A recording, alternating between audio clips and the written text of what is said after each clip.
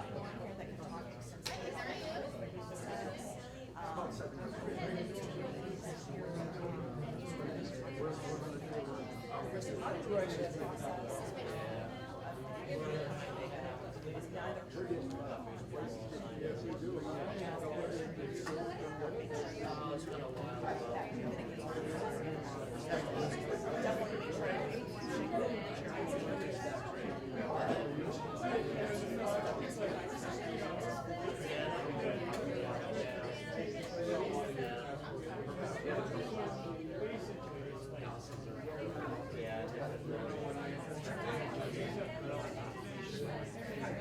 I don't think he connected that I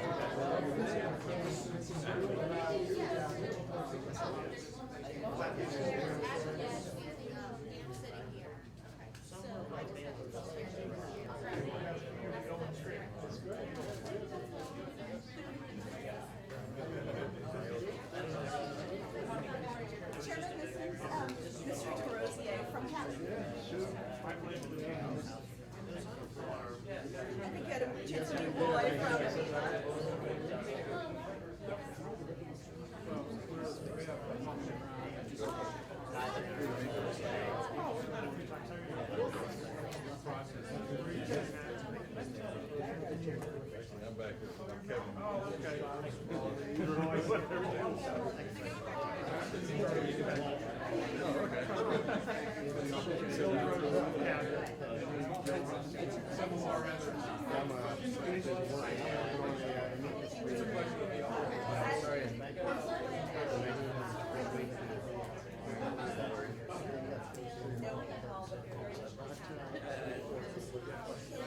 I'm back here.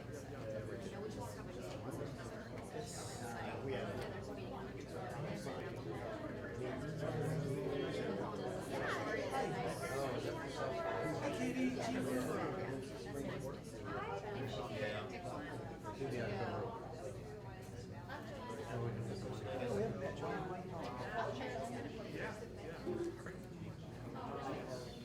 Yeah, I'm not involved too much with that.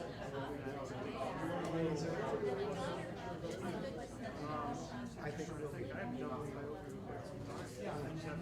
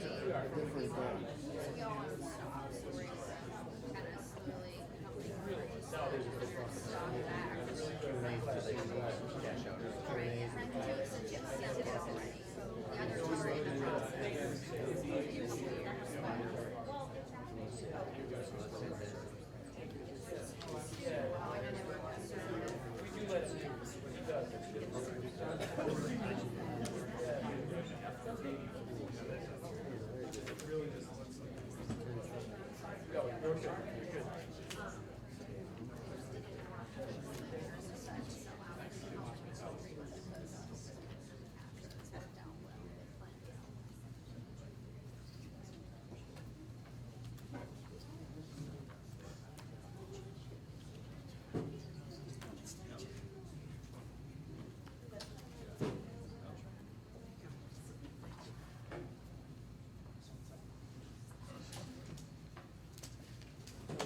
The meeting will come to order.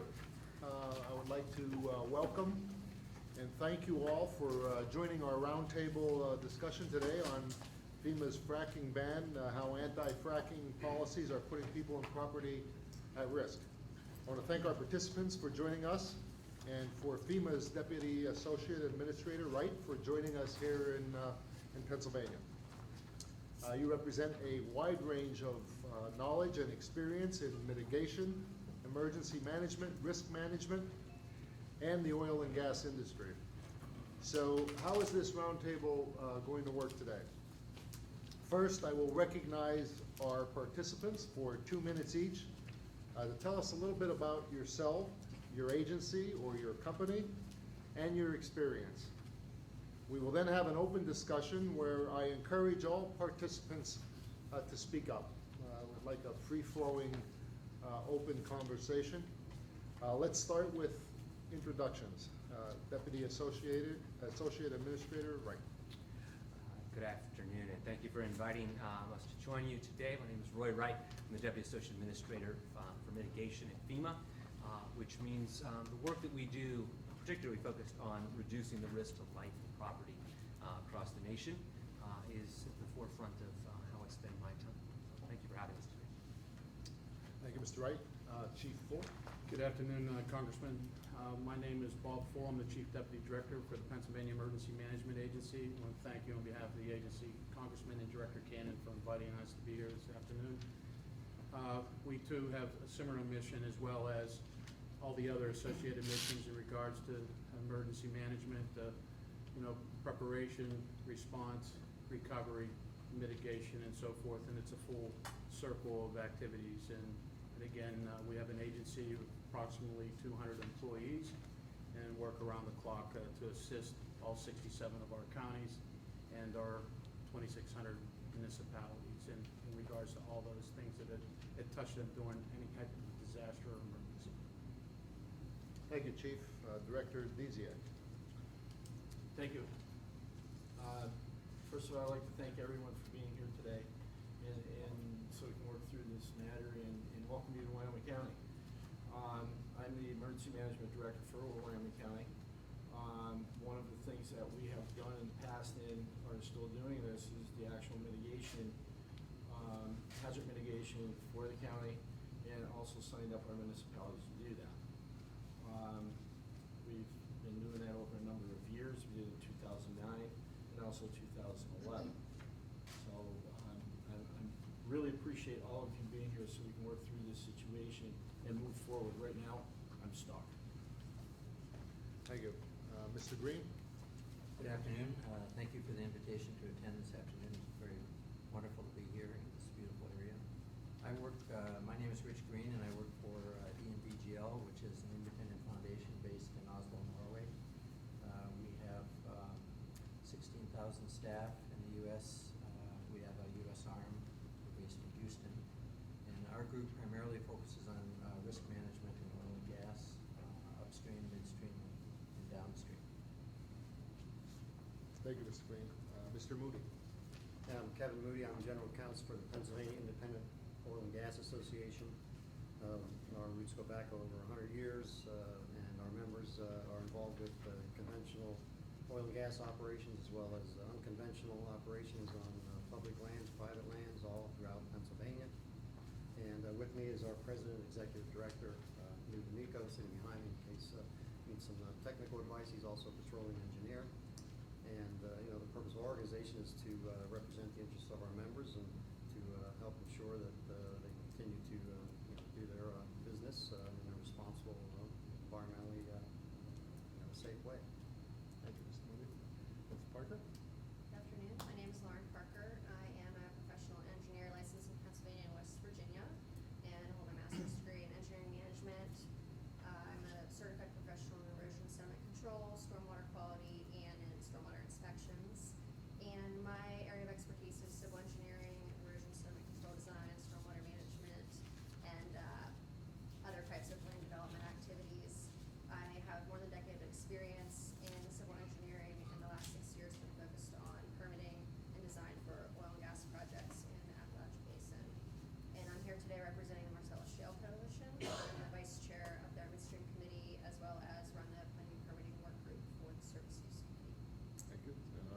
participant, Mr. DeRosier. Thank you. I'm with Cabot Oil and Gas. In my capacity, I represent the company both from a public opinion standpoint and also a government affairs standpoint. Also head up a bunch of education and outreach projects and initiatives we have across the country. But Cabot Oil and Gas has been operating here in Susquehanna County and Wyoming County for the last 7 years. In that capacity, we've been able to develop upwards of 300 natural gas wells. We've reached a daily production of 1.6 billion cubic feet of gas. And we have outlooks of about 30 years more of drilling, development, and probably a couple more decades beyond that of production. So this seems to be a long-term opportunity, multi-generational opportunity for our industry especially. Thank you all for your introductions. We know that mitigation programs help save the taxpayers money. Research has shown that every dollar invested in mitigation saves the nation an average of $4. With such a great return on this investment, why then would FEMA issue a policy that completely stops mitigation efforts right here in Wyoming County? Let me provide some background.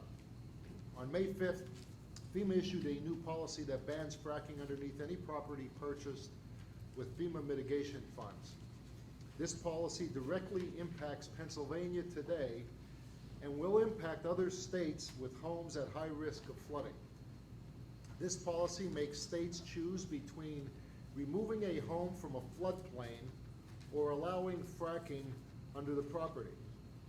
And I am concerned that if someone other than the homeowner, like an old obsolete coal company, owns the subsurface or mineral rights, the homeowner will not be able to get a buyout and move out of that floodplain. It is also retroactive. It applies to any property purchased in the past with FEMA mitigation funds and potentially other federal grant funds. This policy will be a particular problem in Pennsylvania, where subsurface oil and mineral rights are often owned or leased by someone other than the owner of the surface property rights. In those cases, it will be difficult or impossible to comply with the new policy. And Pennsylvania is not the only state with separate surface and subsurface property rights. While the division of ownership may be more common in Pennsylvania, separate mineral rights exist in states across the country: Texas, Louisiana, North Dakota, meaning this policy is potentially a very sweeping one. Specifically, here in Pennsylvania, following Hurricane Irene and Tropical Storm Lee in 2011, the state identified 21 properties for mitigation buyout with underground leases. 13 of those properties were approved and purchased. 8 properties, including 5 right here in Wyoming County, will have to start from square one and will not be allowed to move forward unless underground leases are terminated. The policy was developed without any input from states, locals, or industry experts. Now, this policy seems inconsistent with the basic premise of the HMGP program to remove structures from hazard-prone areas, reducing or eliminating future risk, damage, and cost. The policy seems to be more concerned about the potential politics of fracking and invoking a National Environmental Policy Act, NEPA review. Contrary to FEMA's policy to encourage the local government to generate revenue from the property to offset the costs of maintaining the property, this policy discourages the generation of revenue. All of these issues raise the question: is the policy based on a sound policy rationale and analysis, or is it just the administration saying it is opposed to fracking? In June, Chairman Schuster and I asked FEMA to rescind this policy, but FEMA is going to wait on the findings EPA and the BLM studies on fracking before reassessing this policy. What I'd like to discuss today is the rationale for this policy and the immediate and long-term impacts of this policy and possible solutions. Let me throw out the first question. Mr. Wright, how much do you estimate mitigation programs like the buyout of hazard-prone properties saves the American taxpayer? Well, I think that I'll agree with you in terms of the statistic that you referenced out of the gate, that as we've looked at this, on average, for every dollar invested in mitigation, produces at least $4 worth of return. And, we've held hearings on this and looked at the specific kind of investment that we know as we buy down the risk, it makes a significant difference.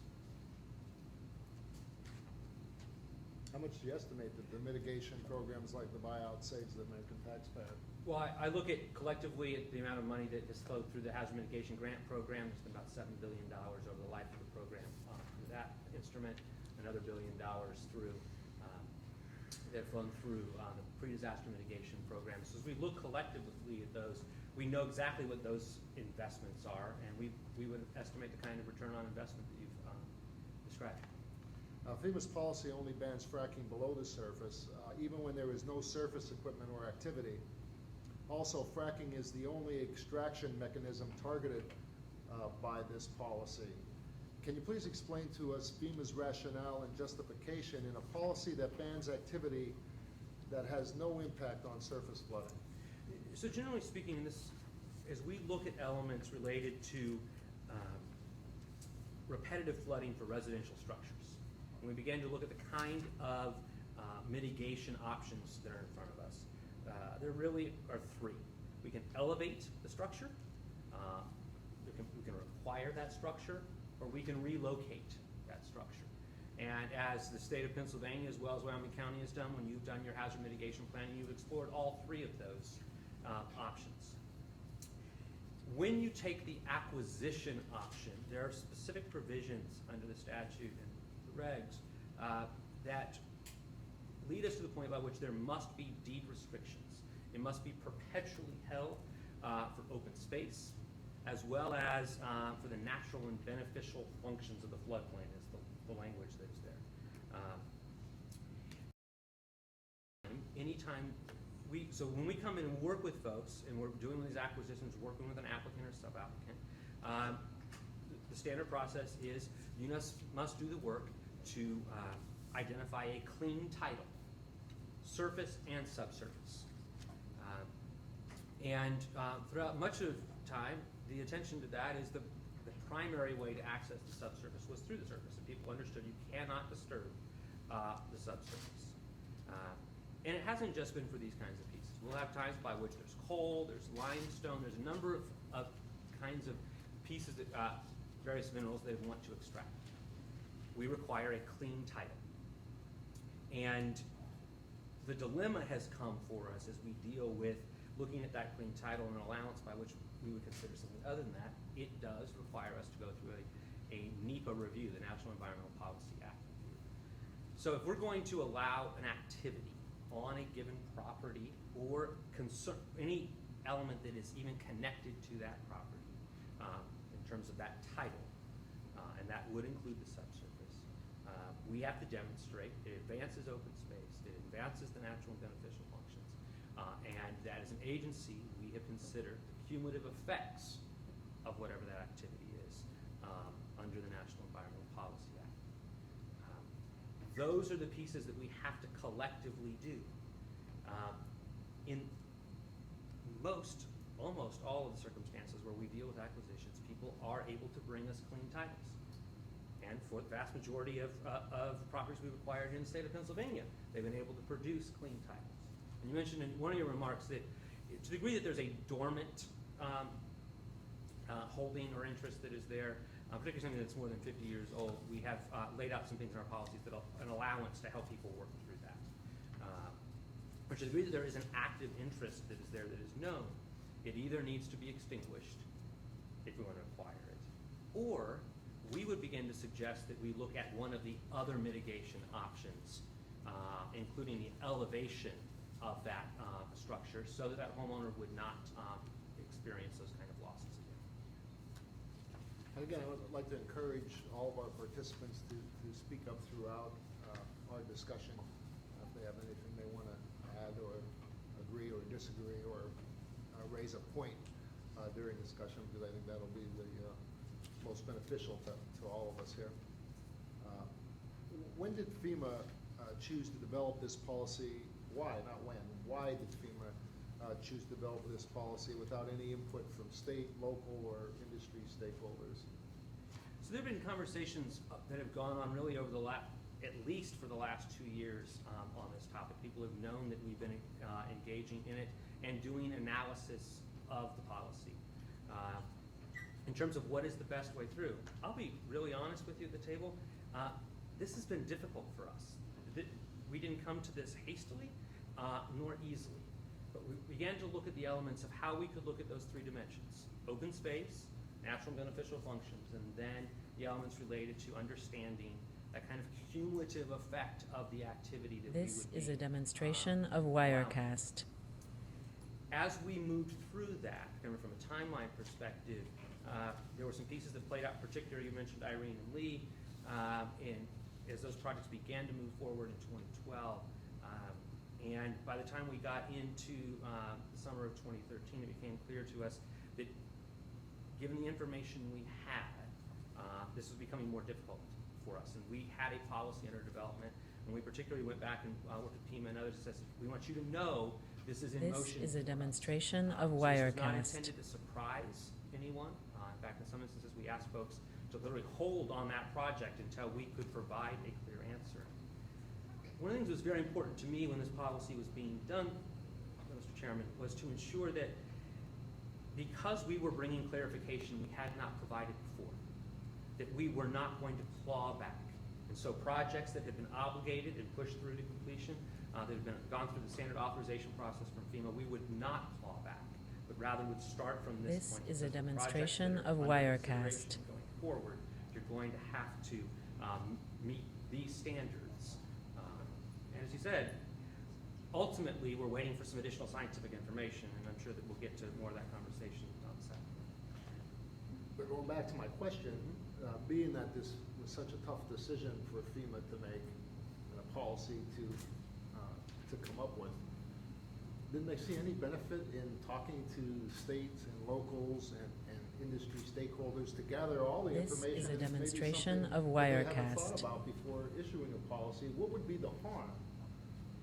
What would be the negative effect of gathering that input since FEMA had to make such a difficult policy decision? There isn't a harm in it. But really, That could only be a benefit. absolutely. So why didn't they do it? We did not go through a formal process to gain input from folks. There were conversations that took place as we worked through it. Much of this hinges on the element related to how could we satisfy This the is a National demonstration Environmental of Policy Act on this Wirecast. element. And so in that regard, we did a number of consultations with the agencies who have that scientific expertise, which we would have to rely on. This has been particularly a priority for myself since I came in Congress in 2010. In both the old district that I served and now the new district, I lived through Irene and Tropical Storm Lee since the Susquehanna River flows through the district. This And, is a demonstration of Wirecast. It was devastating to talk to so many homeowners who felt trapped. And to me, it didn't make sense that the federal government continues to spend money event after event after event when maybe we can move these people out of harm's way, save the federal government and taxpayers' money, and get people to safer. It appears to me that FEMA, the very agency that we're relying on to help us do that, has now put us in a This position is a where demonstration we're of sticking these Wirecast. people back in a trapped position where they can't get out of what they need to. And what I would agree with you, sir, that this is something that we're determined and focused upon. There's been nearly 1,000 acquisitions that have been funded through these programs here in the state of Pennsylvania.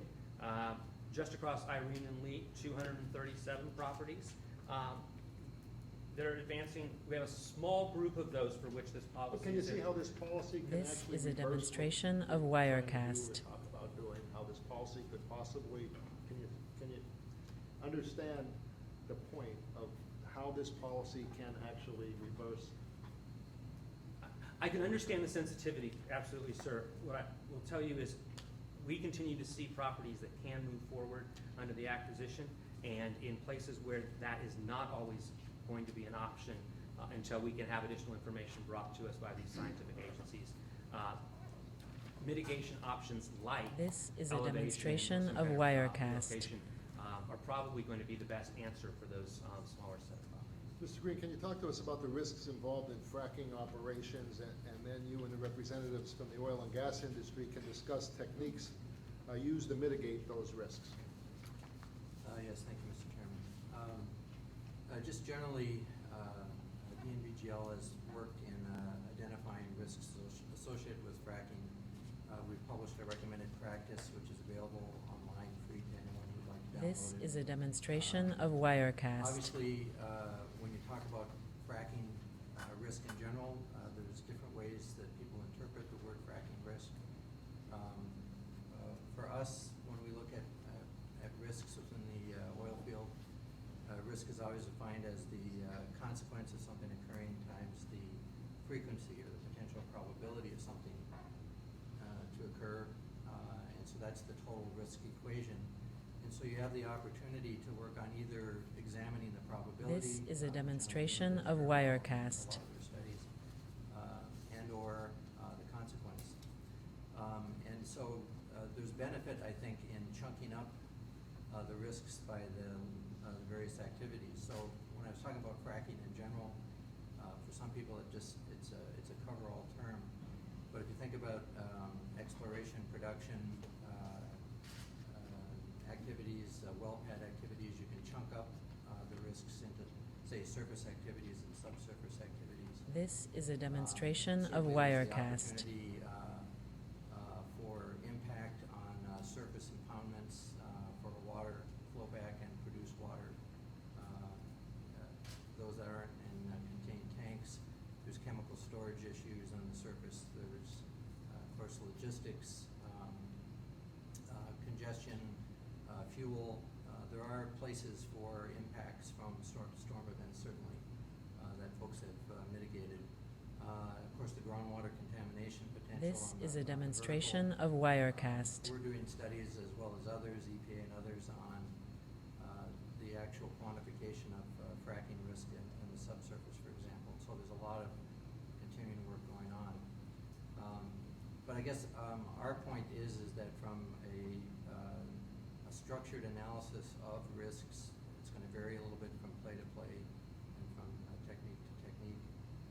That hazard analysis, the identification of risk, the probability, and the frequency associated with it. This you can is then a begin to demonstration understand of what various Wirecast. things take place. So I guess what we're arguing, Mr. Chairman, is that you can slice and dice the risks up and look at them in terms of maybe what FEMA might have been concerned about in the development of their policy. Certainly the surface risks, I would imagine, would have been primary in the concerns that they were talking about. But at the end of the day, you can identify barriers, and some of them are engineering. A ban is a barrier. Engineering controls are barriers. the This type is of a demonstration of Wirecast. water and wastewater use and for conveyance of gas and so forth. There's a lot of best practices in the industry that address those types of risks, and there's a lot of areas of additional research ongoing. But I guess our position is that with the right identification, the right mitigation, there's sustainable capability to bring the resources to the surface. Can the representatives from the oil and gas industry discuss This is a techniques demonstration used to of mitigate those Wirecast. risks? Sure, yeah. So Pennsylvania has a very robust regulatory process with the chapters 1 and 2 and chapters 105. Chapter 1 and 2 regulates surface activities and earth disturbance, and chapter 105 regulates streams and wetlands and impacts to those features.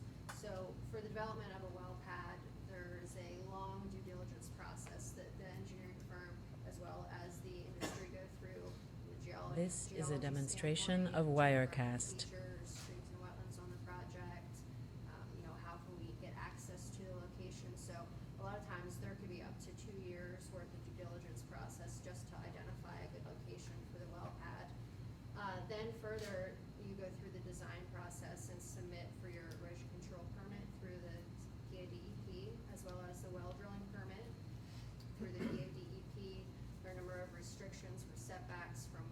sources, blue line streams. the This is a floodways, demonstration of floodplains, Wirecast. From dwellings, and a variety of other things that really restrict where these well pads can be placed.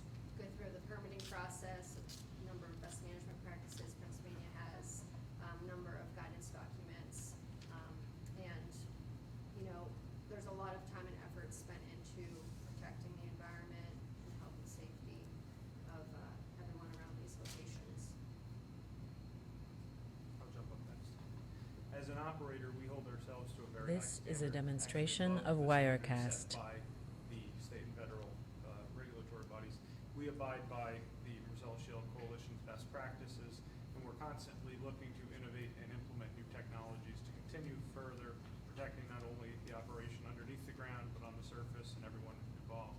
Some of our particular accomplishments include moving away from open pits. Cabot does not have any open pits on its drilling or fracturing locations.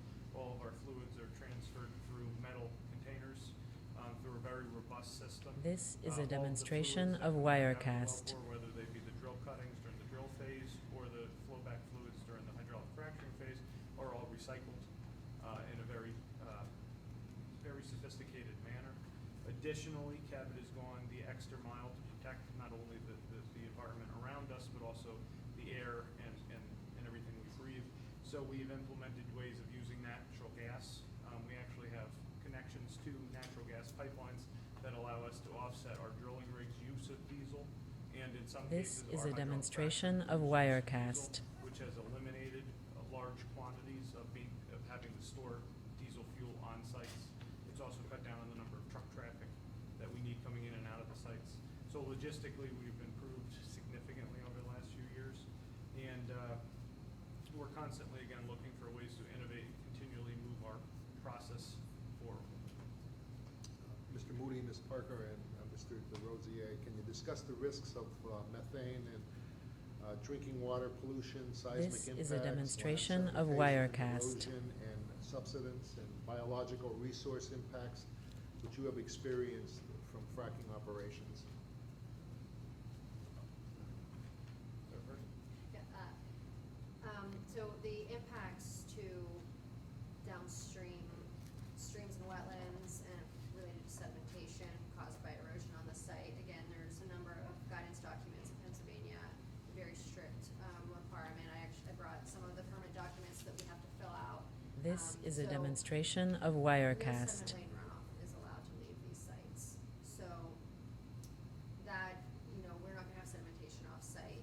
And additionally, on the well pads, and though you could probably talk about this too, the well pads have berms constructed around them. They have a liner system down, so if there's any spills on the well pad itself, it can be easily cleaned up and taken care of. They don't leave the well pad itself. Well, I can build along that. All of our pad sites are built in such a way This that, is a they're demonstration essentially set up of to control and Wirecast. mitigate any spill or possibility of spills. All of our sites are triple lined with felt and plastic liners. Any area that we consider more of a concern, fuel tanks, areas where there might be liquids, are actually put into secondary or tertiary facilities to house any leakage. We have available trucks that can be with pumps that can be dispatched to a location if there is an event, and immediately following an event, a spill or something, we contact the local authorities. This is a and we work through the demonstration proper of remediation Wirecast. process, ongoing. That's something Cabot holds at a very high standard. Well, I mean, we're a heavily regulated industry, as you know, the other industry participants can attest, and I don't know if you wanted to mention anything else about if they. Well, I think one of the key points here, Congressman, that is really disturbing to me is this emphasis by FEMA on. This the is a environmental demonstration standards of that are Wirecast. addressed by both EPA and the Commonwealth of Pennsylvania and the other state agencies in other states around us. If there is a concern about pollution, the chances of that pollution will not change whether it's on the floodplain or it's off the floodplain. So I'm not sure where FEMA's coming from in this. To me, it makes no logical sense. Again, talking about mitigation This is a responsibility demonstration of as Wirecast. is common in coastal areas. Certainly, we have the ability when we have well extended, in many cases, as far as 10,000 feet laterals. I mean, there's no issue with locating a well pad on higher ground and drilling underneath property and putting it all underneath property. That has no surface impact whatsoever.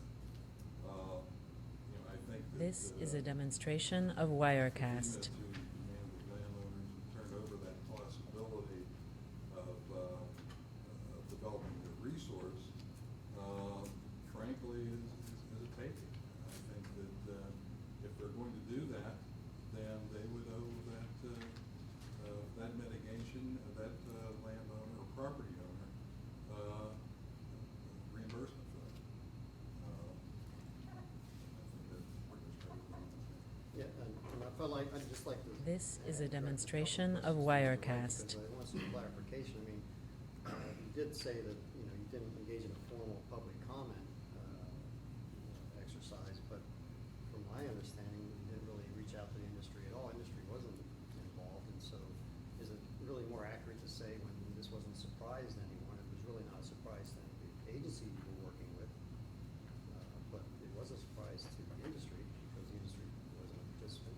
Because I can tell you, you know, we certainly were surprised. You know, we had no idea. This is a demonstration of And Wirecast. also, you said it's supposed to be applied going forward and not retroactive, and I guess I'm missing something there because all the material I've read seems to indicate otherwise, that it is applied to existing acquisitions, and then you have these post-acquisition activities, and so that would then relate back. So could you clarify that, to the extent it's not Sure, retroactive? let me take a couple of different paths on this. One of them is, when I said we're not clawing back, the primary focus of this today has to do with new acquisitions that This we have is a not yet gone to demonstration closure of to purchase Wirecast. that property. And what I've said is we are not going back through it and forcing changes on the backside from, rather it says, we're gonna make sure that you demonstrate this going forward.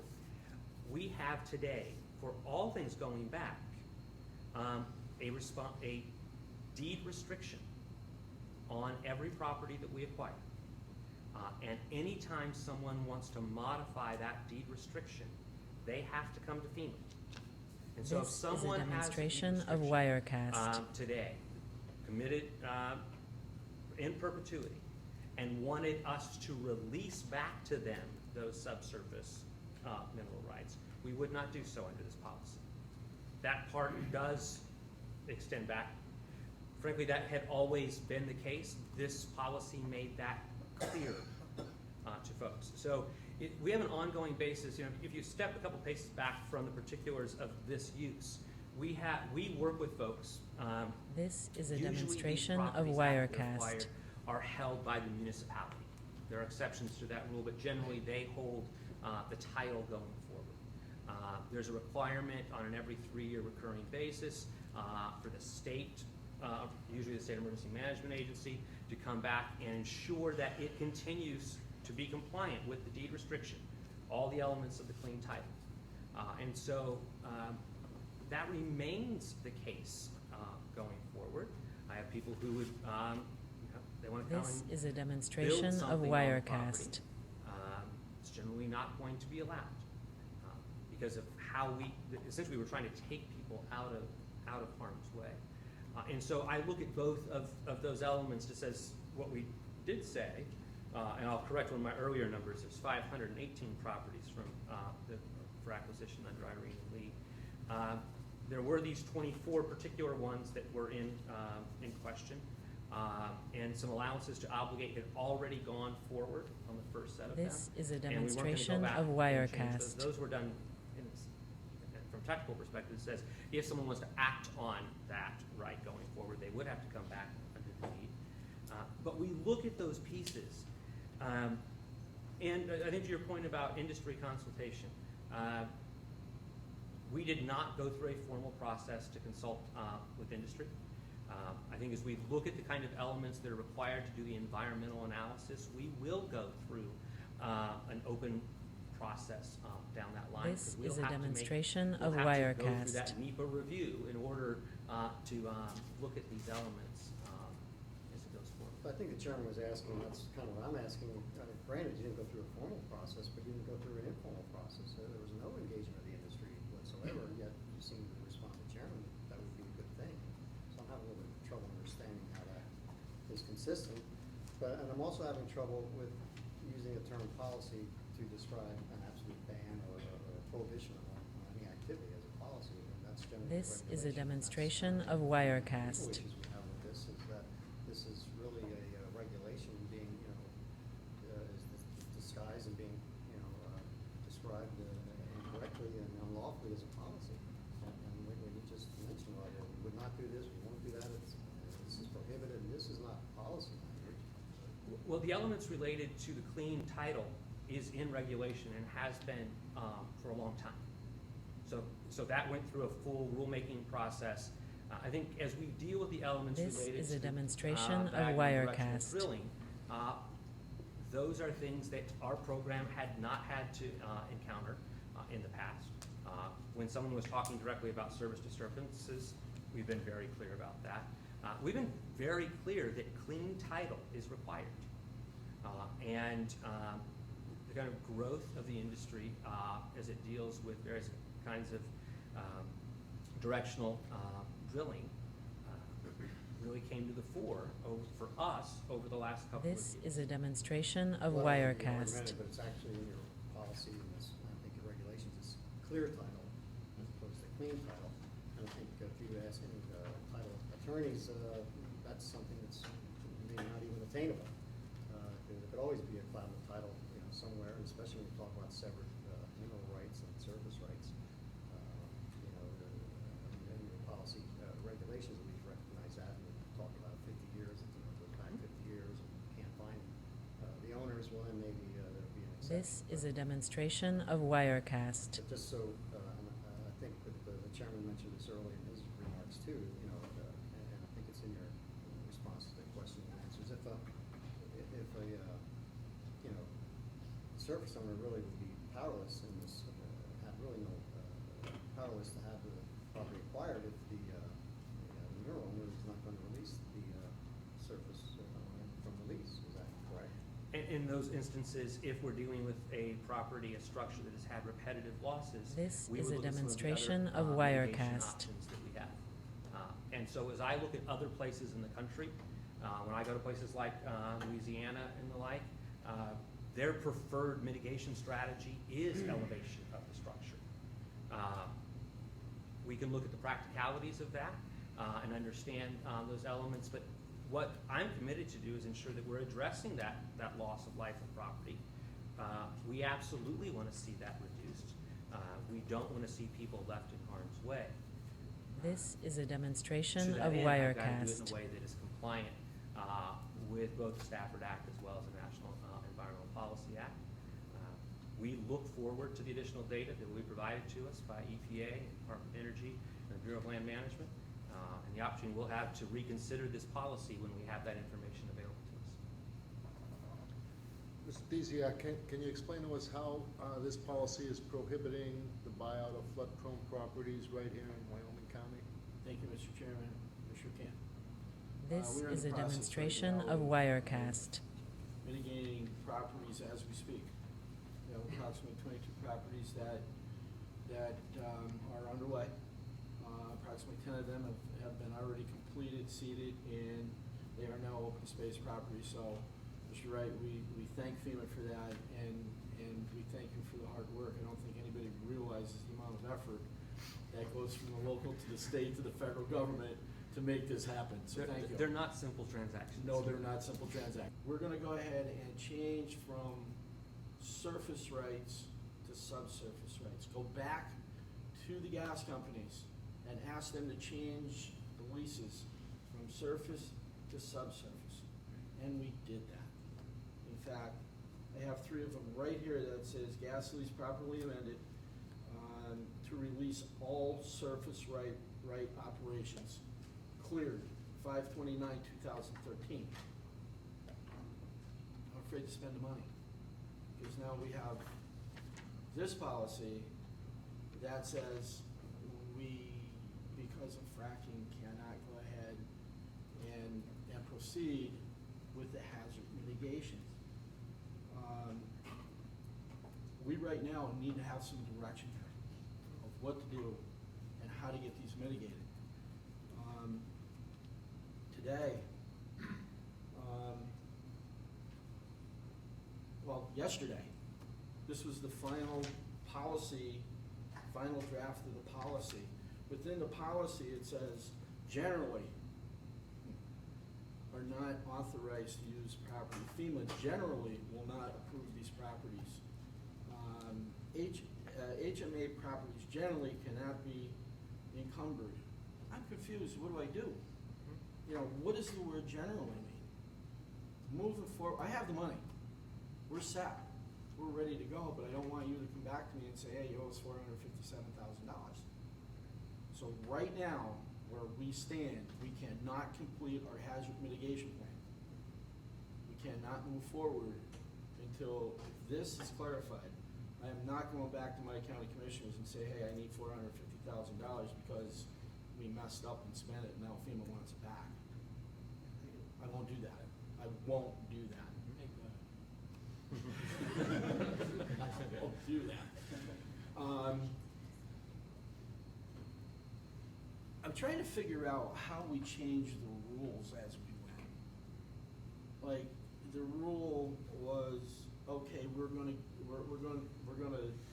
not allow surface rights and go to subsurface rights, and that be that.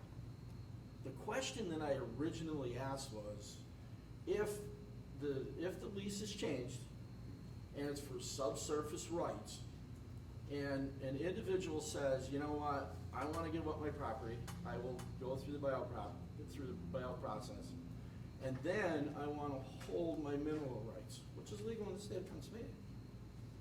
Can we do that? The next question was, you know what, I don't care. I want my house bought out. I want my property bought out. What happens to the lease? Where does it go? And we've asked these questions numerous times, and this is, again, how we got here today. And if the lease went to the municipality, they can't profit from an open space property. Correct. And this is another question that I'm going to ask a little bit later in this process, of can municipalities use those properties to form some income so that they're able to maintain these properties. I have one municipality that's 3.2 square miles with very low population. We're buying out 11 homes, slashing their tax base, coming back to me saying, how am I gonna maintain these? You know, if they are able to park a camper for a weekend, and the person who puts the camper on the open space property, the municipality charges them $25 to stay there for the weekend, self-contained, their own power, you know, the whole bit. Why can't they do that? And right now, this county, and I know there's other counties within the state, I'm looking at Mr. Hughes and Chief Full, that are in the same position as we are right now. I need direction. I need to get these houses bought. We're coming on 3 years. Next month is 3 years. We need to get these people out of harm's way. We need to get these unsafe properties tore down. We need to get these properties to open space. What do I do? There's a number of questions kind of interlaid in there. Let me do my best to break them apart, some of which I think I can deal with in this forum, and some of which we need to take offline because we're starting to deal with specific private properties that you deserve answers, you will get answers. I'm just not going to necessarily do that in this forum. I appreciate that. What I will commit to you, and I have both the regional administrator and the regional mitigation division director with me here today, is we will go through the list with you and make sure it's clear to you where we drew the line and what you can move forward with without concern. Because again, I think it's very wise judiciary on your part to ensure that we're not in a recoupment situation. For those of you who don't know, there's points by which If they move forward and it's viewed to be inappropriate, FEMA will come back and ask for the money back. And so I think your caution there is well-founded. What I want to make sure you have is, here's a list, and as I understand it, 8 specific properties across the state. I don't know if it's some of these or some others. I have 5. We need to be clear, these are the ones for which you should have a concern, or these are on a list that you should proceed as you had planned. And let's make sure we get that to you, and let's make sure it's in writing, but also have a conversation, because I'm not one to simply think that moving letters back and forth is going to produce a different answer. You are right that generally speaking, we're not setting things up so that profit is going to be generated from these acquired properties. But let's work with you and FEMA. There are allowances for some fees to be charged. And so without going to the specifics of yours, because we need to see the place, the activity, we have places where the land acquired is adjacent to and then incorporated into a state park. And there is a fee charged, an entrance fee that is charged to the state park. We believe that to be absolutely consistent and not to be a problem. Much of it has to do with what kind of infrastructure are you going to put in place and the like going forward. But let's work on those elements. I think I have some ways to show you some guidance and some allowances.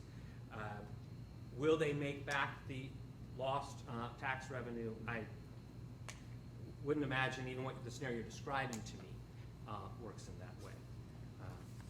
But ultimately, as we look across this and we look at the 22 that are underway and the 10 that are completed, for these repetitive lost properties particularly, by which they weren't just flooded once, they've been flooded multiple times. Correct. This is a good mitigation strategy when we can address this. I'm going to save the hardest part for last, because you said, FEMA's been a bit of appears to have been evolving our answers. And it is to this point that as we continue to gain in our understanding the specifics of this, and Irene and Lee really brought this much further to the fore than it had been up to this point. We were asked a series of very specific questions for which very specific answers were given. Lawyers were involved in all of those elements. And I don't know that we always provided the clearest answers.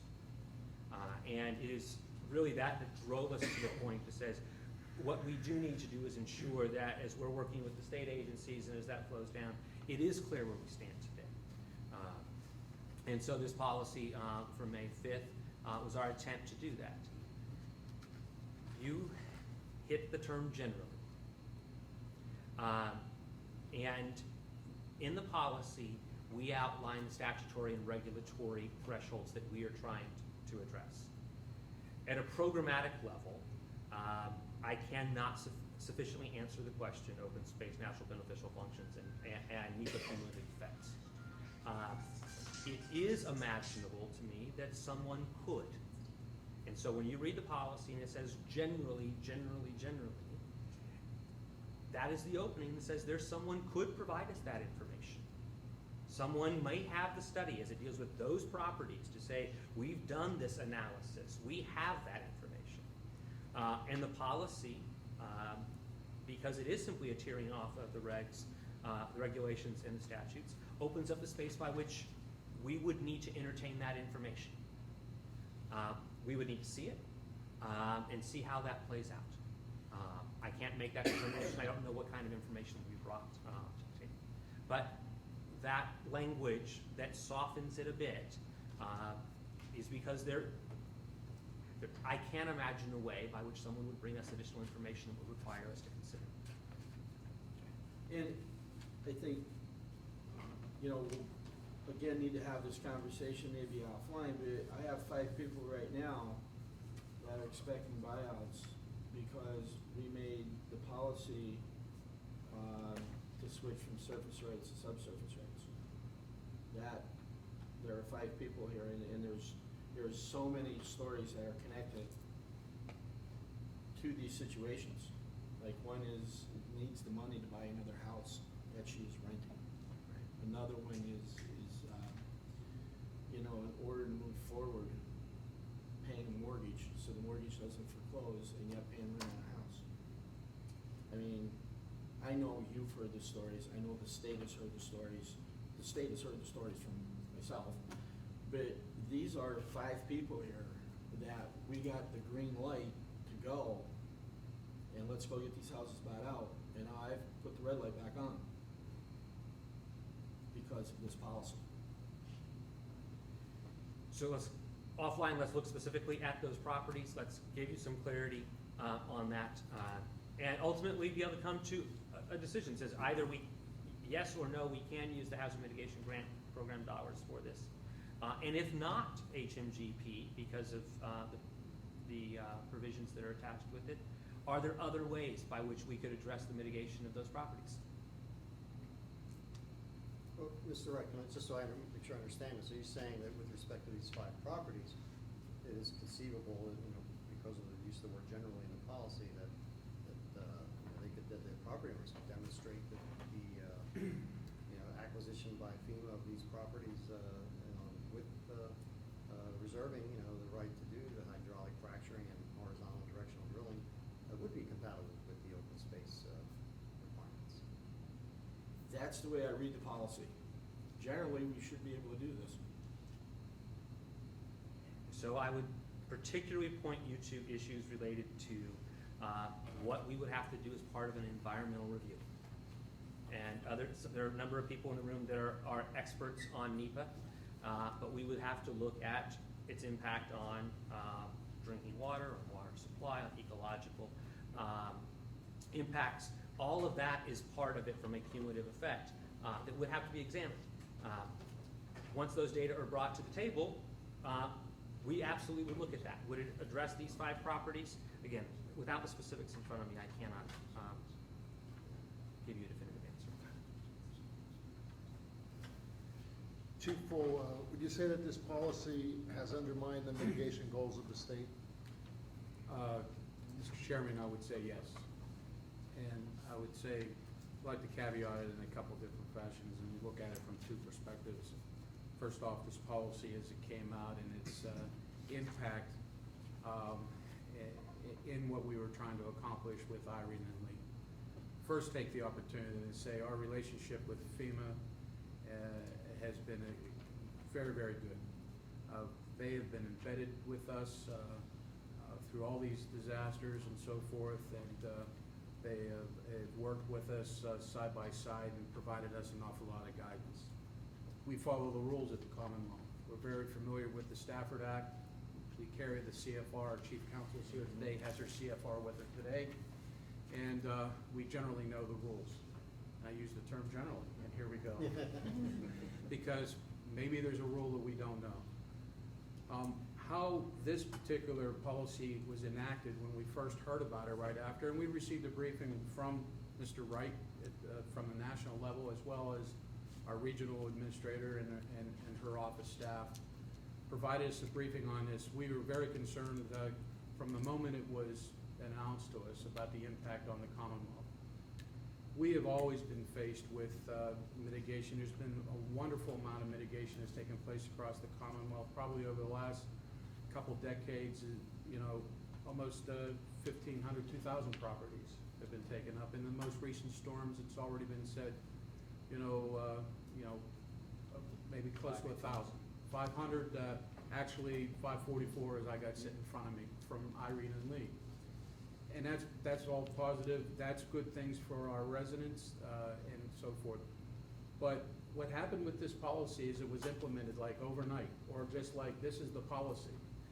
It did stop some things that were finalizing with this. A lot of good work was done, but there's 21 properties that were hanging out there.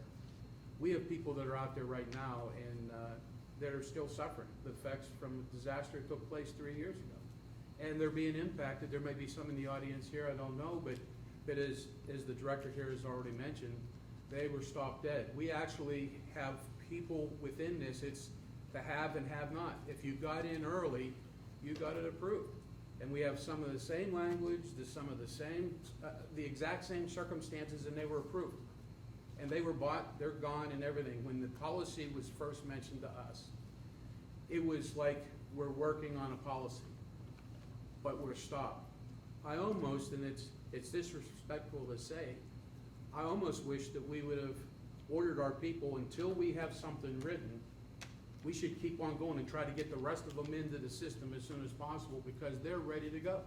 When the policy came out, things stopped on the end. So we have some projects here, whether they be here in Wyoming or Lycoming County, as a matter of fact, that are sitting here that if you have neighbors against neighbors.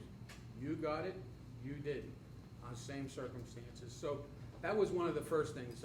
We would like to see that if there's gonna be on a policy come out, why don't you say, we're coming like this, and maybe at the end of this is where it'll be going forward, but to stop midstream, it has had a negative impact. Overall in the Commonwealth, we've been faced with coal, gas, minerals for years and years and years. And we've worked through that under the Stafford Act and with FEMA. Our newest industry, as we all know, our Marcellus, our unconventional well industry, is the booming industry that is really the new Pennsylvania and much of our industry and so forth.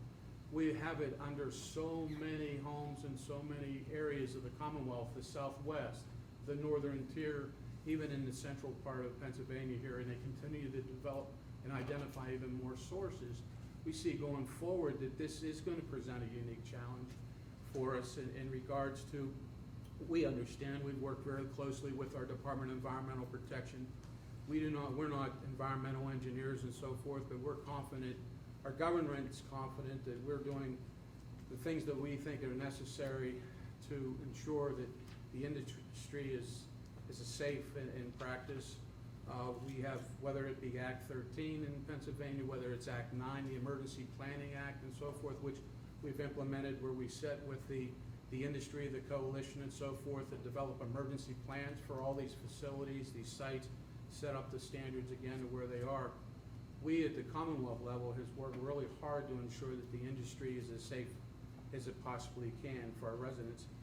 That the subsurface issues with this, it's one of that is, I think it's going to have, we all know it will continue and will have a far-reaching negative effect on our ability to mitigate properties into the future. We already had some people, whenever this came to fruition, they dropped out of the program because of gas. Quite frankly, I wish I lived in an area that I had a possible gas condition underneath my house. I'd like to be a millionaire. That'll never happen. I'll probably be the last one, but at the same time but we also know that you know, the reality of such is you know, it doesn't affect the surface. You know, everything that we're seeing, and there has to be a degree of right, because we are the Commonwealth of Pennsylvania, and there has to be some regards to states' rights, in regards to our ability to also say what's in the best interest of our residents, and it hadn't been properly vetted, we believe, with Pennsylvania in this matter. Isn't the state charged with the oversight and regulation of oil and gas extraction operations, and what mechanisms are in place to ensure the safe operation is consistent with other state priorities? Really, a lot of that doesn't fall within our bailiwick. I know that, however, as far as you know, the safe extraction and whatever, we know that with the amount of industry that we have out there, the amount of work that's gone on behind the scenes here, we've tried to be a leader in this. We've tried to reach out to other states that had it prior to us to use their best practices for our activities here, both for our various practices in drilling and how the industry is conducted whenever they move into a community, but also the impacts in the event that there would be a problem during those times of things, and then what is left whenever the drilling aspect of it is done, and again, the ongoing impacts of those kinds of things. You know, I would say that, again, we have comfort level that we are doing the things that are necessary to, in the best interest of the residents. There's always that chance that there will be something, we understand that. Nothing's absolute, but at the same time, there's been a lot of due diligence in this process. And, you know, it's here to stay, but also, in this regard, Congressman, we do believe this will have a negative impact on this going forward. What are the potential impacts to other states? This policy cuts across all the states in the country, and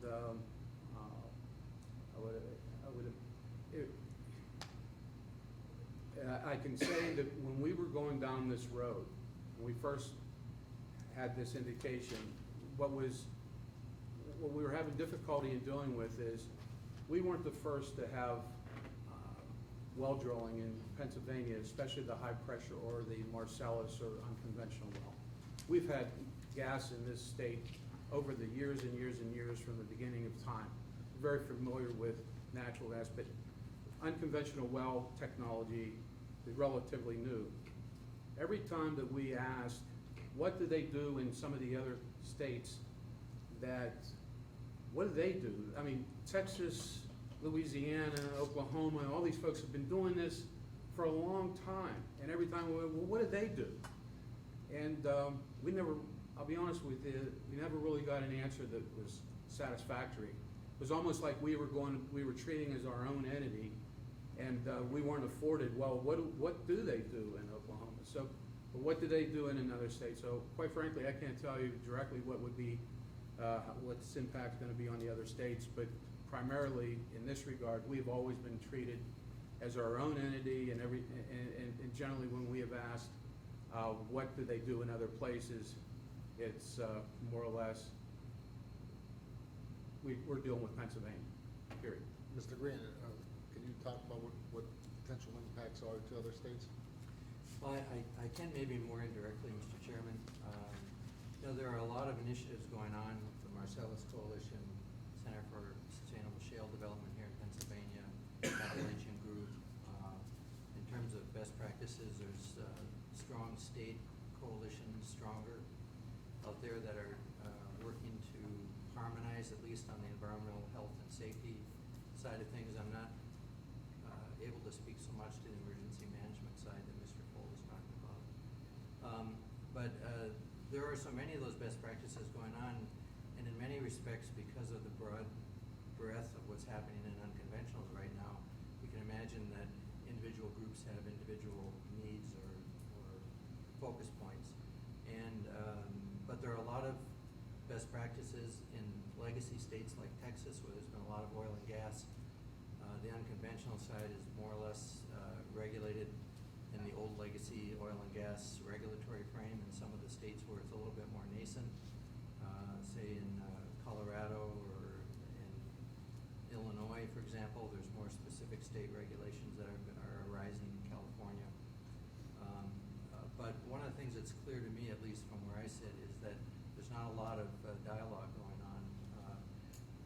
One of the things that we've been calling for is kind of a super JIP or super stakeholder project where best practices and best approaches with respect to risk management occur between states and within organizations, because there's papers come out from academic institutions, there's industry views in terms of fracking risk, but a lot of them do not have a broad coalition of people, and so it would be nice to be able to find a mechanism to help Mr. Full and others in the state level to be able to bring the strings together on these things. It's just quite diverse, and I guess for operators too, I'll let them speak to that, but it seems to me when their plays and their operations cross state lines, it gets complicated as well, right, in terms of not having a specific set of content of regulations that they need to contend with. So I would agree with Mr. Full that there's a long way to go right now. I think stronger might be one organization that could be helpful. If subsurface rights must be terminated before a buyout can occur, will FEMA pay a fair market price for those rights? And what if the property owner cannot get out of the subsurface lease? So if take the second part of it first. In terms of if they, some of this goes back to the how old is it? If we're talking about the 50-year kind of piece, if there's someone for whom you cannot find that entity, we have laid out a pathway by which we can allow those to proceed. Where there isn't a known or active subsurface holder, we would, in order to move forward with an acquisition, you would need to have those rights extinguished. In much the same way we have coal rights or limestone or other kind of subsurface rights would need to be extinguished. The first part of your question, can you restate that for me? Yeah, subsurface rights must be terminated before a buyout can occur. Will FEMA pay So on the fair market price piece, for those rights? this is a piece that I've worked some with my staff on. At its face value, FEMA's not a position by which we want to benefit from those, or in a position by which we would want those dollars of revenue. So I go look at the statute itself and the regulations. I've got to show that it's cost beneficial. And so this is something that we do not do as a matter of practice today, but I am willing to look at ways by which we could find ways to look at those values. Any of the participants want to respond to that? Yeah, I would. I mean, in the regulations, market value, the definition of market value, there it is. It's a pretty long definition, but we'll go through the first. The main point that I wanted to focus on is the last sentence, but again, generally defined as amount in cash or terms reasonably equivalent to cash for which in all probability the property would have been sold in the effective date of the valuation after reasonable exposure time on the open competitive market from a willing and reasonably knowledgeable seller to a willing and reasonable knowledgeable buyer with neither acting under any compulsion to buy or sell. And this is a part, giving due consideration to all available economic uses of the property at the time of valuation. So how in the world does that not include the value of mineral rights if you're asking, requiring homeowners, mineral rights owners to extinguish? Again, that term is, extinguished, it's gone forever. Again, I stand by the response I gave as chairman. While it hasn't been our practice, it is something that is absolutely imaginable under our regulations. It's something that I'm absolutely willing to study and find a path forward on. But I guess I thought you said cost benefit kind of thing. How does that doesn't really speak to giving all consideration to all economic uses. Well, I want to see how those are related. So we can go to other parts of the regulations. And this really applies across the entirety of the federal government. When a grant is given, we need to demonstrate that it is cost beneficial to the federal government. Price valuations of property might come into that, but we have to show a cost-benefit ratio by which the benefits outweigh the cost. Of a regulation, you're saying? No, sir. Of that specific project. Of that project, okay. And this is true, all FEMA projects, and I would hazard to guess, although I'm not an expert on every grant across the government, this is largely the case by which when projects come forward. And from a mitigation perspective, things tend to do very well. The chairman spoke to the 1-to-4 ratio.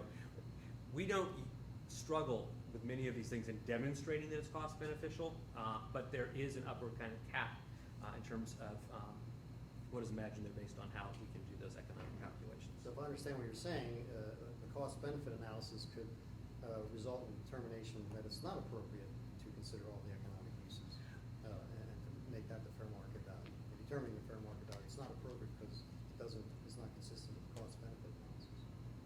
Is that's kind What of I may, I think I would say slightly different. We can look at all the economic uses, but we have to look at the total cost and benefit on it of that specific project, and then we can make a decision. One of the eligibility, independent of the things we've talked about today, and I know that both Gene and Bob have worked quite a bit on this, independent of all the other elements we're talking about here, there's a fundamental eligibility requirement that it is cost beneficial,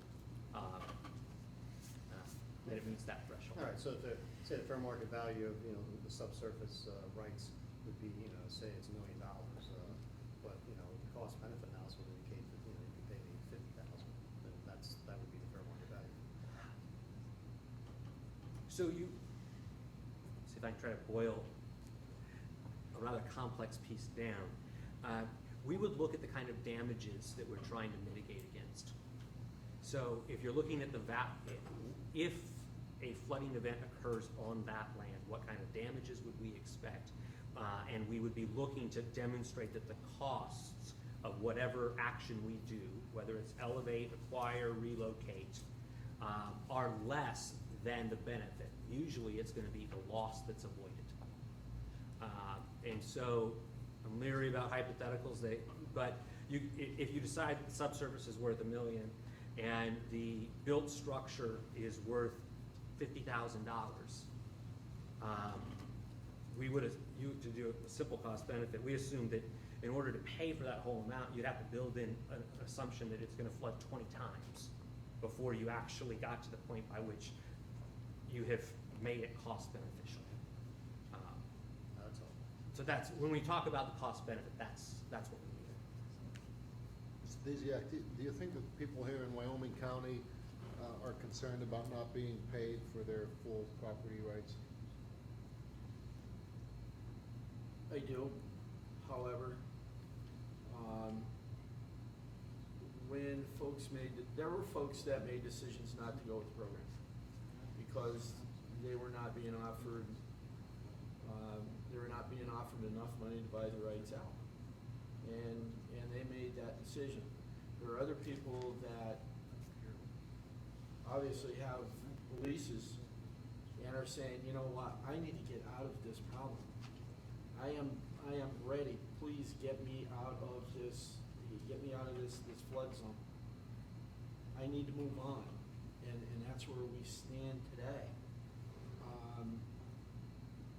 You know, I would like to get this done as soon as I possibly can. We're on 3 years. Next month is 3 years, and we need to get these homes acquisition. I mean, if we don't, what are we gaining? There's the home, it's destroyed. You know, we talk about in our hazard mitigation plan, our county hazard mitigation plan, our municipal hazard mitigation plan, relocation, elevation. Had 5 homes during the 2011 event that were elevated. Guess what? We don't have to worry about them, those are gone. So I'm not sure that elevation is exactly the right thought process at this point in mitigation. The moving of homes, we can't move these homes, they're destroyed. The interiors of these homes, it would cost, the cost benefit analysis of moving a home would far exceed the acquisition of the home. So, yes, it does have an impact. There's no question about it. Now, instead of these folks that were flooded, going out getting loans, refixing up the homes, getting the homes back to where they need to be, the next time this happens, and it will happen, we will be back in this position again. And obviously, and I totally understand the situation of anybody who's went back and remodeled the home, you're required to have flood insurance. Respect that. Anybody who doesn't have flood insurance moving forward, who's been affected prior, doesn't look like they're going to be able to benefit. I respect that. Totally respect that. These are taxpayers' dollars that we're dealing with time after time after time. And that's what flood insurance is for. And under the National Flood Insurance Program, it is available to them. Now, and I respect the discussion that we're having on fracking. I respect those who oppose fracking, and I respect those who don't oppose fracking.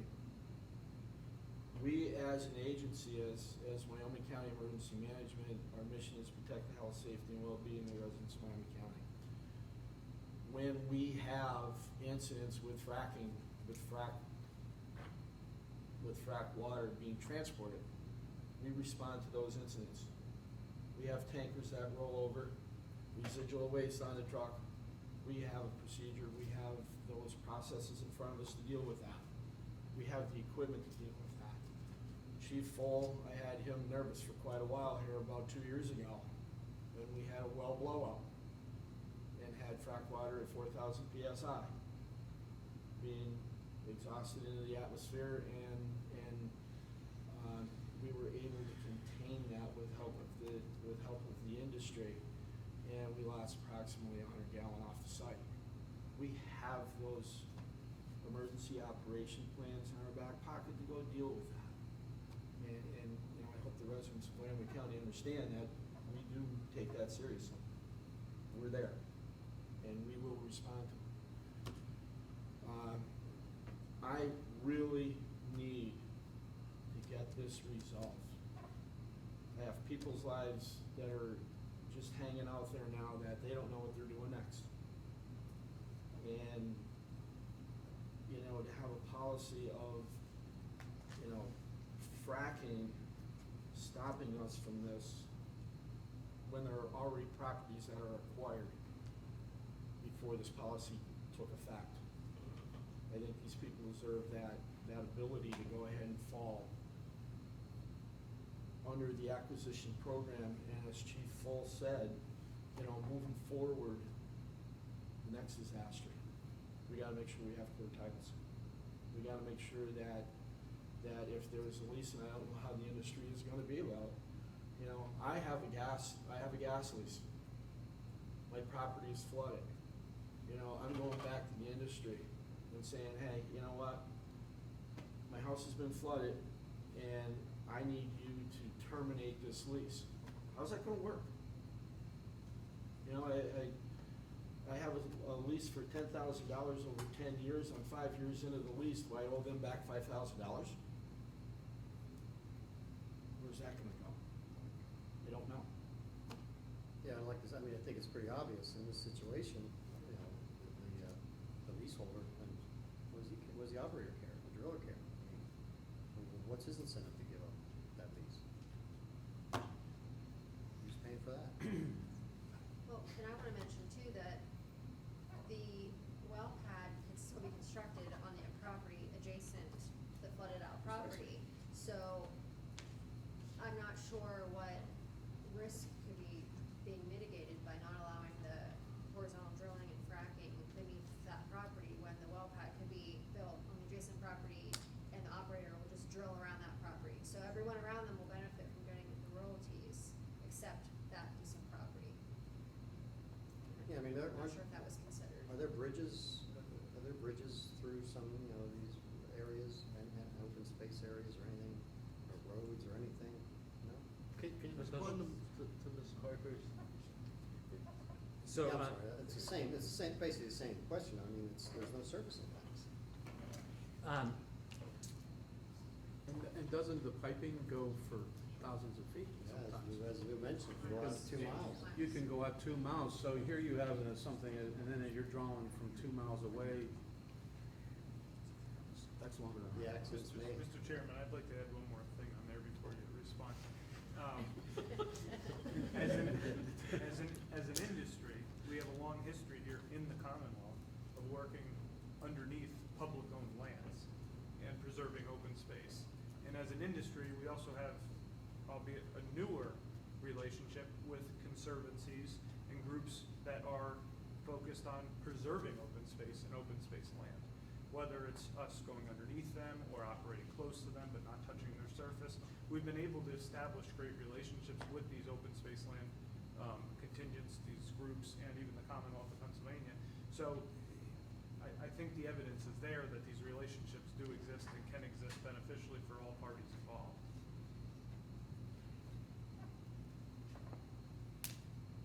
So to the last point from Will, I will say, those are the kinds of things that we need to explore and better understand. I don't have an opinion one way or another on this. That's not the role that the Federal Emergency Management Agency has. I just need to make sure that I follow both the elements of the Stafford Act as well as the National Environmental Policy Act, and ensure that they're implemented appropriately. When we look at, let me oversimplify, and I have some experience in energy issues in the past, but let me try to boil a couple of pieces down. So when some kind of pipe or drill horizontally cuts across under a deed-restricted piece of land acquired under the Hazard Mitigation Grant Program. We have a responsibility for clear title. Because we have a responsibility for clear title, the owners come back to us and say, we intend to do this. We desire to do this. FEMA then has to review that. And that review triggers the National Environmental Policy Act for us. And under the National Environmental Policy Act, we're required to look at the cumulative effects. So while the property may only be 200 feet across, and I've got some kind of piping or drilling that cuts across 6,000 feet farther down, I'm required to analyze the cumulative effects of that entire operation. When we do that analysis, I'm not here to prejudice what the analysis will say on the other side. We just have to do it. We have to look at, and so a number of things were pointed to related to erosion and surface containment and various mitigation strategies, and I'm not here to question the validity of any of those. I can imagine ways by which other kind of mitigation strategies could be explored. I'm not an expert on all of these elements. And so that's why I say, and literally to the point that I inserted the sentence myself into the policy to say that we will reconsider this policy when this additional information is available to us. Because I've sat with you all today, I've sat with others and had very rational conversations about how this could work. Rich spoke about some of these other kinds of risks, and you look at these risks and you find different ways to use another term in some way, to mitigate, when we're talking about mitigating properties, mitigating these various risks. And I too can imagine those. What I am required to do before I get to an answer to authorize that use is to ensure that I've complied with all of that analysis. What we've said today is we don't have that, particularly as I look at ecological water supply and other elements of drinking water. There are agencies doing that work today. EPA is doing that work. We have talked with them. I look forward to the results of their study. The Department of Energy is looking at this. The Bureau of Land Management is looking at it. Sitting amongst a group of rational people, I can imagine a path forward, but I don't have those data in my hand today that allow us to come to that conclusion. I understand others have. There's people who disagree and sit on both ends of this spectrum. I'm not here to fall on either side of that as much as to say there are pieces of this. And so I look at the elements you were just mentioning about the work you guys are doing, collaborating with conservancies and the others in terms of ways forward on this. I'm willing to engage in that. But I need to be fair to Mr. Desiak, that isn't necessarily going to answer the question for you today. That's going to be a longer term piece. But I've looked at the history of flooding in the state of Pennsylvania, and unfortunately there will be another event. How many, of recent, how many folks here literally have coined the term 100-year flood? How many 100-year floods have we had in the last 10 years? And, you know, and then there's the 500-year flood, and no matter what we do, you know, and we do, that's our number one, you know, hazard vulnerability is our flooding and so forth, and we deal with it on a regular basis. Our state strategy for mitigation, though, clearly, and I know it's been mentioned about some of the different tactics. Our state strategy is acquisition. Then you have zero risk of ever having flooding again. Now, there's other strategies, elevation, all those types of things. You can put houses on stilts, but how high do you want to go until the next 100-year flood or the 500-year flood or whatever, whenever it's going to occur? And not only that, then it then begins to present a challenge to the residents who may be in that elevated structure that during the flood thinks that they're safe and they'll stay in there. And it presents a challenge to first responders then that may be responding to them because they're now on this elevated structure in the middle of the river completely surrounding their homes and so forth.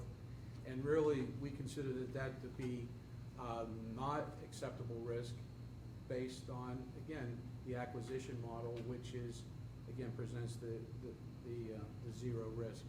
And if we're gonna talk about any other strategies, and it may be specific to the Marcellus or unconventional well territories, are we not treating our residents in different portions of the Commonwealth differently, that we maybe have to say, you gotta raise, if you wanna take advantage of this, we're gonna raise your house, we're not gonna be able to buy it because of that, there's a well pad 2 miles down the road from you, and they just happen to be sucking gas along that line.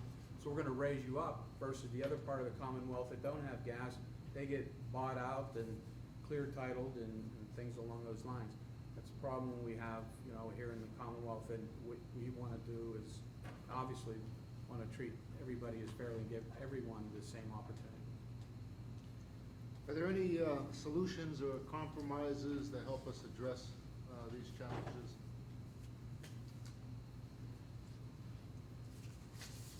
Everyone's kind of. Mr. Wright, would you enact this policy 2 months from now? I don't have a time machine, so I 2 months from now, enact that policy. it's been some. So there's a number of things that we can do, and some of which I think even as I've sat here today, I've been able to learn from the people that did this tape. What I can do is ensure that we bring absolute clarity to these properties that are in question, and also look at ways by which, to the degree that hazard mitigation dollars may not be available, what other kind of options might there be here in the Commonwealth, either through public funds or through private funds, to address these kinds of mitigation needs. The second piece is to collaborate. I think it may be easiest to do this through your office, Mr. Marletta, about ways by which we can imagine ways forward on this. I don't know what the EPA study is going to say or the BLM study is going to say. I haven't been privy to see drafts of their documents. And they may have a crystal clear answer, or they may have an ambiguous answer. But I think ways by which we can look at ensuring that the compatibility with open space and natural beneficial functions, we need to solve for those two questions. I've heard things here today that could be useful in terms of the analysis we need to do on those fronts, as well as looking at what kind of data would be brought to the table by which, as an agency, we could engage in the environmental reviews that we're required to do. As I've said before to Mr. Chairman, and I'll say here again, when there's additional information available, this policy needs to be reconsidered. I look forward to collaborating with folks at this table and others in terms of making sure that we have that information so we can do that. At the end of the day, the final component, and I understand where Chief Folt's coming from in terms of the preference related to acquisition. It's one I respect and I may even endorse. We may be to a point by which we have to look at the other options here, because the piece that deeply affects me are those direct survivors, the folks who endure these events and struggle to put life back together again.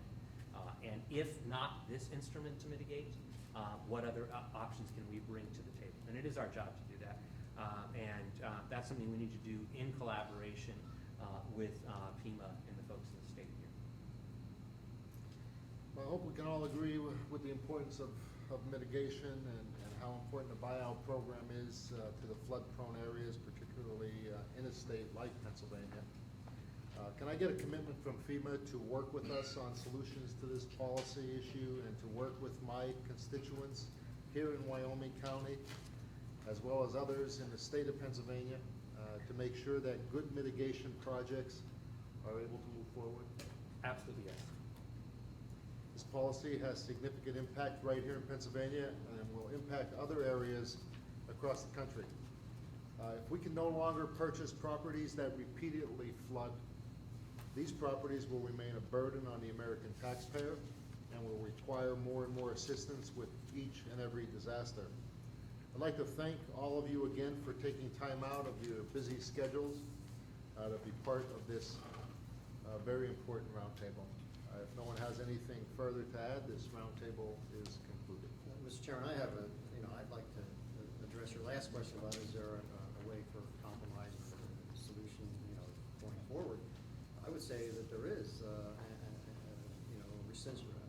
FEMA should rescind this policy and look at each property on a case-by-case basis. That's more consistent with a policy, because even in the response to the questions that you posed, FEMA admitted that they are not in the position, you've said that here as well, not in a position to determine whether hydraulic fracturing or horizontal directional drilling is compatible or incompatible with open space. But yet this policy takes the position that it's not compatible. And you're requiring people to extinguish their property rights. So to say on the one hand that you're not in a position to say whether it's compatible or incompatible, but on the other hand, to institute a quote policy that just is a blanket ban, to me, those are inconsistent. And it would seem that you should rescind the policy for a number of reasons, but and also then allow particular properties to demonstrate whether the hydraulic fracturing or directional drilling under that particular property can be done without in a way compatible with open space requirements, and not require, say, these property owners to do an environmental impact assessment or environmental impact statement or environmental assessment. All that they should be able to demonstrate through all the permitting process and the regulations we're subject to and best practices and everything else that the hydraulic fracturing or the horizontal drilling on that property is compatible with open space. I think that would be a more prudent way to go forward, given FEMA's admission that you really don't know. So I understand your perspective, and I can look at things on a property-by-property basis. The policy is what generally applies, and we can look at specific things and the specific pieces of information that are brought to us, and we will. If no one else has anything further to add, the roundtable is concluded. Thank you all.